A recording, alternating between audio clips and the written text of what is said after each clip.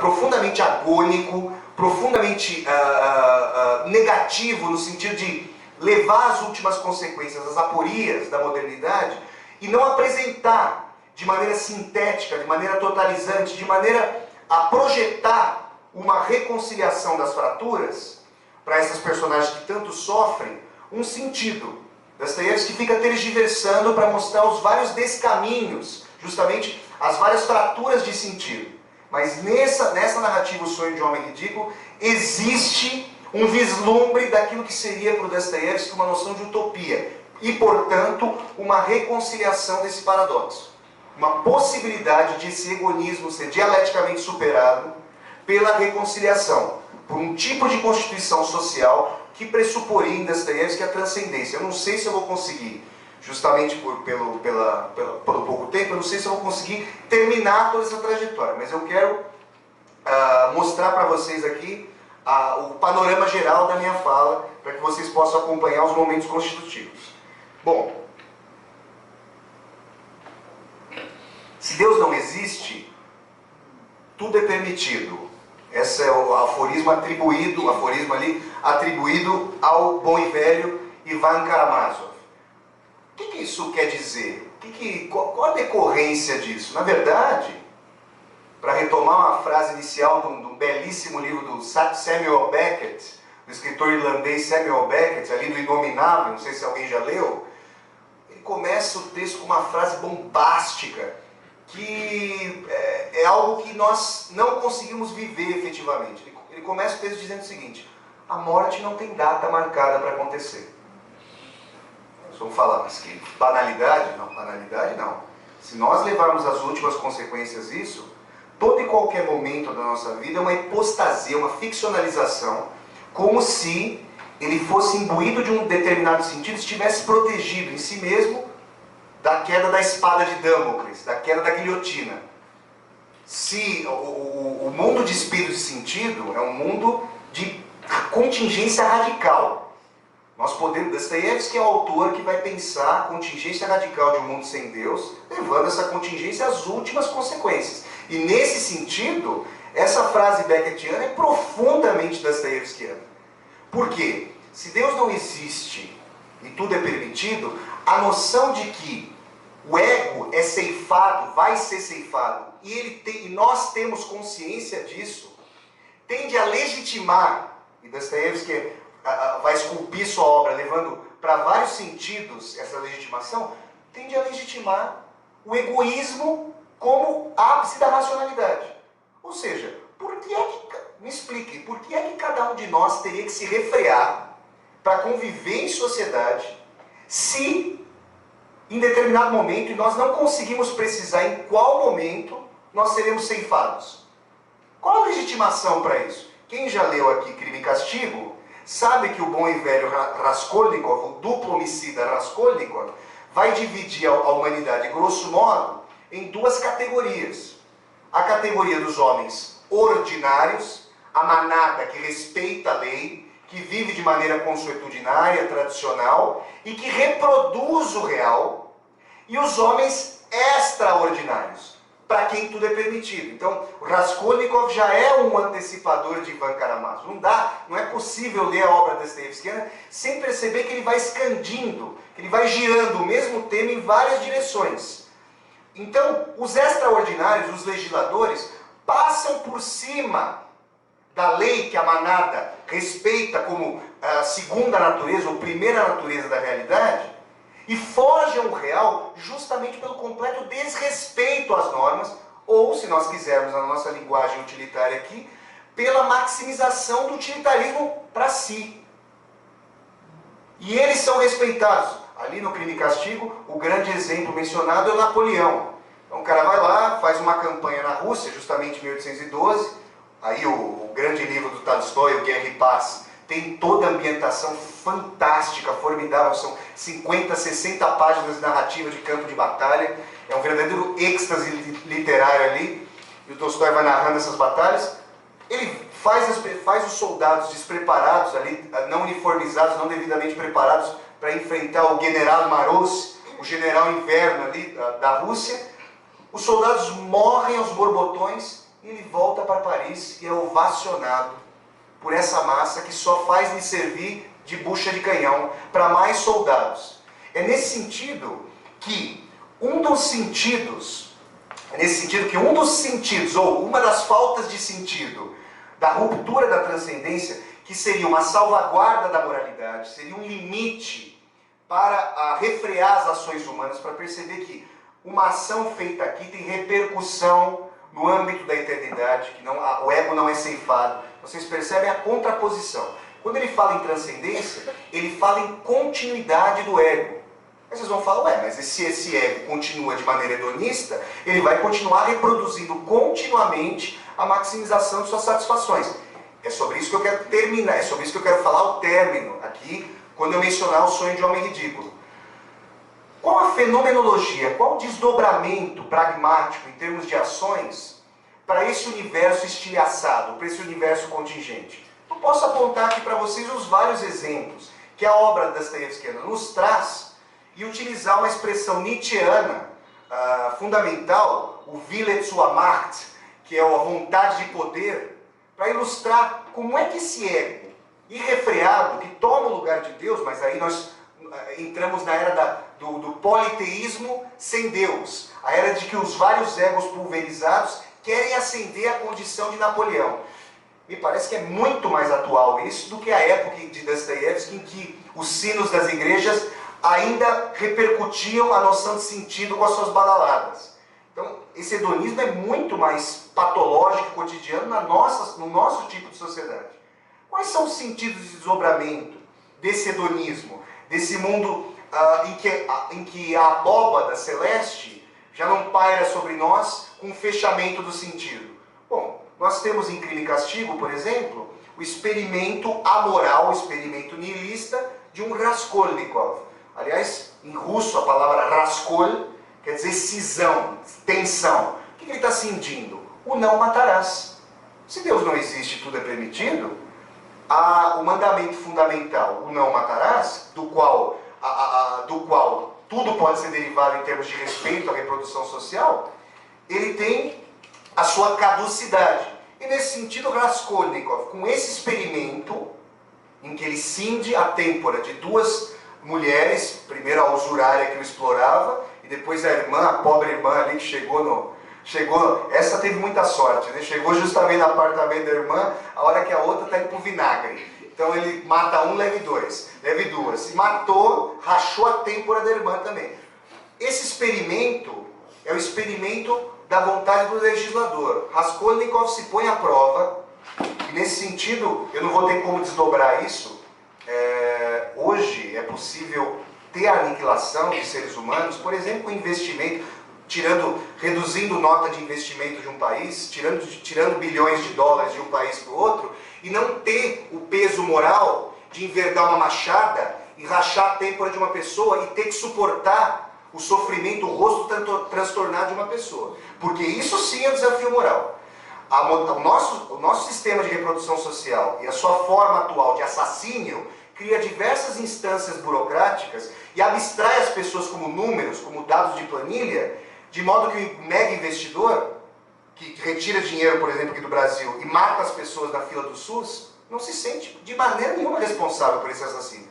Ele não percebe, a cadeia de mediação é extremamente intrincada.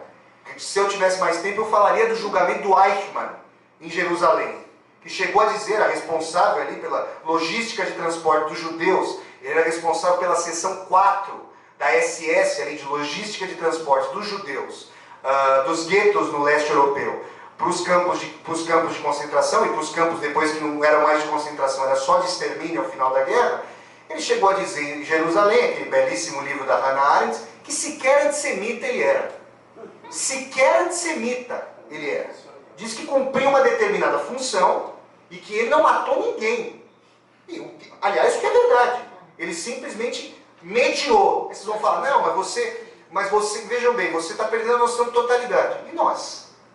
E a forma da nossa reprodução social? Vamos pensar aqui na cadeia de acontecimentos para a gente perceber como Raskolnikov, hoje, se tornou muito mais complexo do que um assassino que tenta matar ou não matarás com uma machada.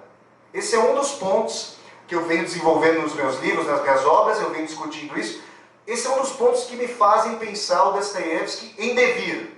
Os aspectos dos dostoiévskianos que fazem com que a nossa época ultrapasse Dostoiévski para fazer com que ele seja mais atual hoje do que a sua época. Então, um dos sentidos do niilismo é o assassínio. E qual outro sentido? A pedofilia. Quem já leu Crime e Castigo, quem já leu Os Demônios, quem já leu Crime e Castigo vai se lembrar do duplo lascivo do Raskolnikov. Se Raskolnikov é um niilista do assassínio, Svidrigailov é um niilista da extorsão e do ímpeto pela pedofilia. Assim como em Os Demônios, o super-homem Urbamensch, nietzscheano, super-homem nietzscheano, que é o Nikolai Stavrogin, é aquele que vai contar o final, e essa parte foi censurada quando Dostoiévski publicou a sua obra Os Demônios, então, ali em fins do século XIX, essa parte foi censurada, em que o Stavrogin, que é esse revolucionário niilista, ele conta ao clérigo Tikhon, do monastério ali, que ele teve requintes de muito prazer, justamente por ter o ímpeto de estuprar uma menininha de 12 anos. Esse é um outro desdobramento do niilismo dostoiévskiano. E um desdobramento simplesmente fundamental e que nos leva ao...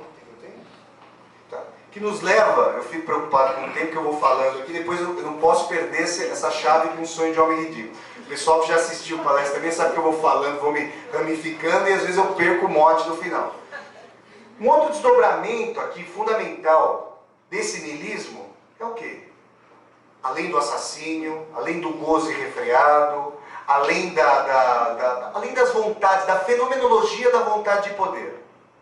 É nesse sentido, Dostoiévski vai levar as últimas consequências. Na verdade, ele vai dizer o seguinte, bom, aliás, o Ivan vai colocar isso pro seu irmão monge Alyosha, até os 30 anos vale a pena. Vale a pena, tá subindo, né, gente? Tô tendo aqui, bom, eles não tinham o privilégio da cor azul, né, gente? Cor mais quente. Então eles não tinham o privilégio do prazer em Drágias.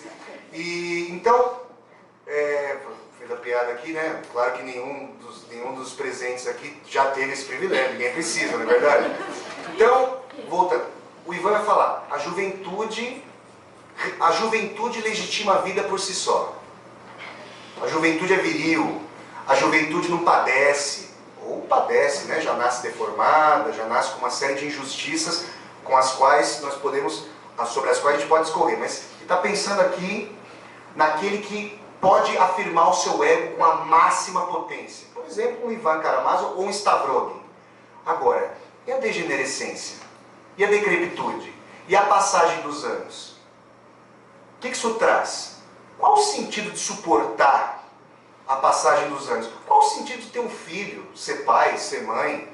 Dostoiévski está levando suas últimas consequências. Por quê? Ué, se tudo vai ser ceifado, que noção é essa de legar gerações?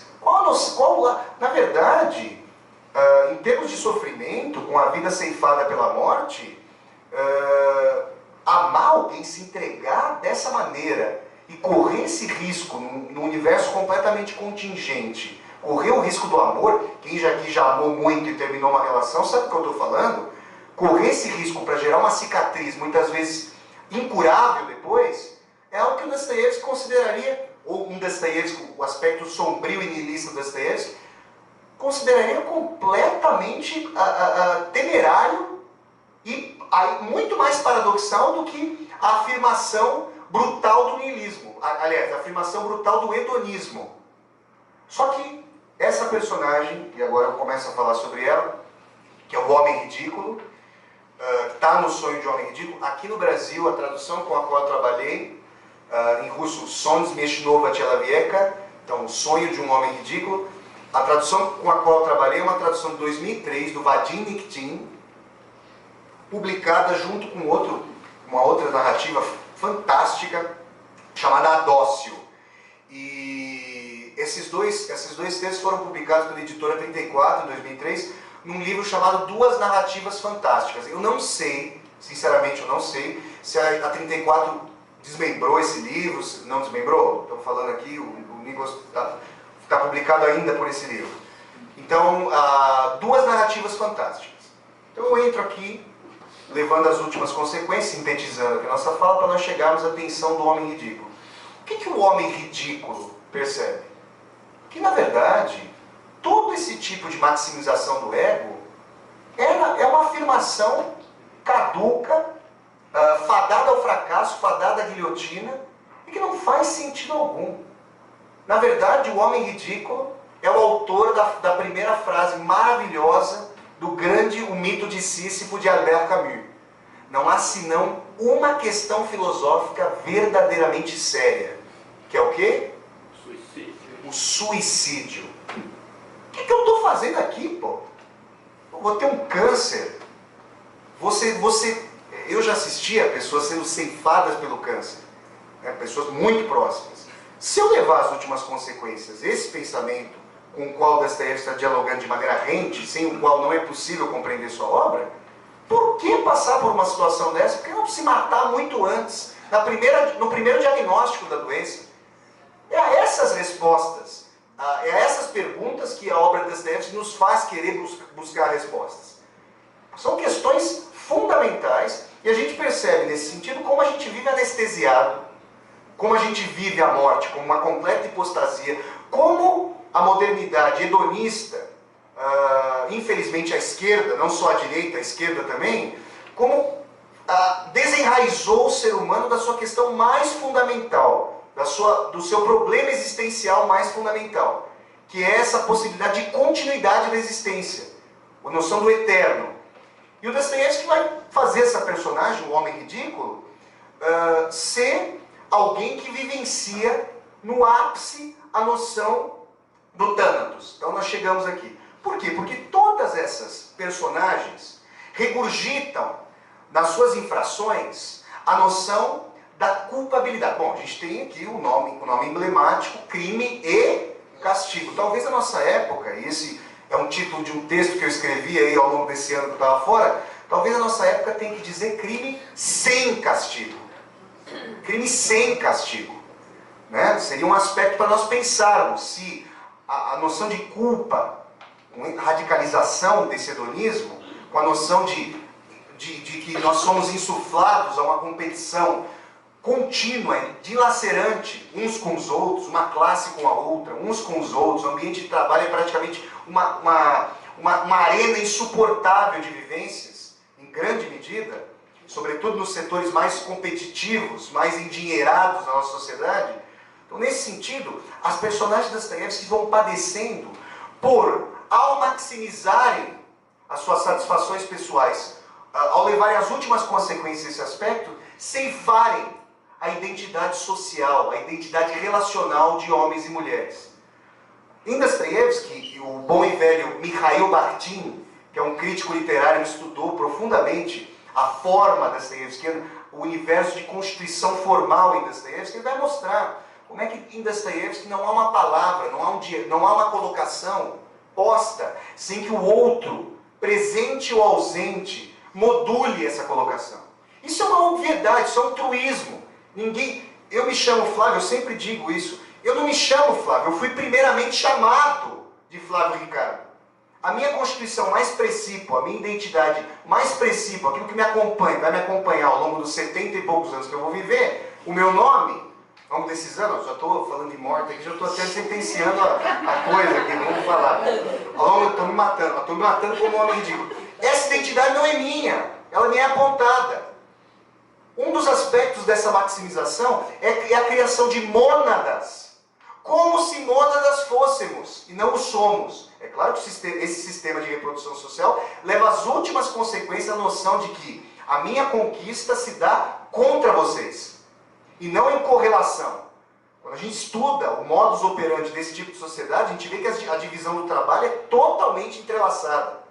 Só que ela se dá justamente numa forma de constituição que vai se autonomizando, e aí nós fazemos as relações, nós vivemos as relações com os demais, sempre numa noção de litígio, de danificação. E o Dostoiévski também pode ser lido como um autor que extrai profundas consequências desse tipo de ilha de indivíduos. de indivíduos ilhados no continente social, como se nós fôssemos, a nossa sociedade fosse um arquipélago sem dutos de comunicação. E quando houvesse os dutos de comunicação, eles seriam para saquear, para pilhagem, como se nós fôssemos piratas uns dos outros. O homem ridículo chega à seguinte conclusão, que me parece extremamente coerente, ainda que tétrica, diante desse cenário tenebroso. Eu não tenho que fazer mais nada aqui. Eu não tenho vaidade alguma. Aliás, qualquer vaidade aí. Eu não vou fazer parte dessa vaidade. Eu vou ser ceifado. Aliás, vaidade agora que eu sou jovem. Daqui a pouco eu vou me tornar um decrépito, um inválido, um tetraplégico, um mulambo. E aí, o que eu vou poder vivenciar disso? Para onde vai a minha vontade de poder? Eu vou projetar isso em um filho? Essas reflexões são extremamente trágicas, mas mostram a constituição escatológica do Dostoiévski. Ele não vai narrar uma vida comezinha. Ele vai pegar as personagens, ele vai entender o devir das ideias e vai fazer com que as personagens encarnem nas suas atuações cênicas, nas suas atuações narrativas, o limite dessas ideias. E é por isso que a época dele, que ainda não havia preparado essa tragédia, é por isso que a obra de Dostoiévski tangencia a nossa época. Porque foi a nossa época que foi parindo esses abortos contínuos.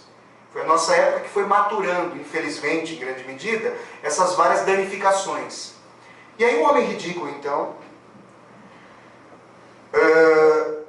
ainda que saiba que vai morrer e queira, como último ato de autodeterminação, como último ato de autodeificação, escolher o momento da sua partida, o momento do seu suicídio, ele quer escolher uma noite especial em São Petersburgo.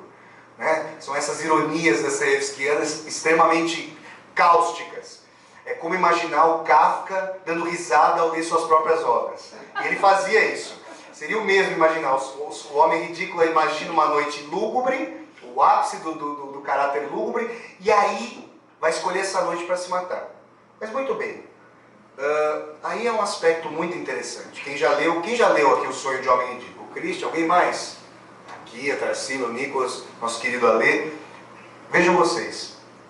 O homem ridículo decide se matar. Então, ou seja, ele se despe, ele se desvincula de todos os canais. Ele se torna a mônada dostoiévskiana. Ou seja, que quando eu falo de mônada, pessoal, estou retomando uma noção do Leibniz, aí, da filosofia alemã. Pensem em um universo fechado e completo em si mesmo. É dessa noção que com essa noção que eu estou dialogando aqui. Com um sentido diverso. Eu estou pensando em mônada como um sujeito completo em si mesmo. Ninguém aqui é completo em si mesmo. Aliás, o trabalho mais estigmatizado, mais proscrito dessa sociedade, faz com que nós não peguemos uma epidemia nesse momento, que é a varredura de um chão. Só por esse trabalho, que é o mais proscrito dessa sociedade, o menos reconhecido, nós aqui não vamos ficar doentes nesse momento. Então a gente percebe aqui, se eu começar a falar das mediações, da cadeira, de onde ela vem, trabalho escravo da China e assim por diante, a gente percebe como todos os aspectos da nossa vivência são mediados pela alteridade social. Aí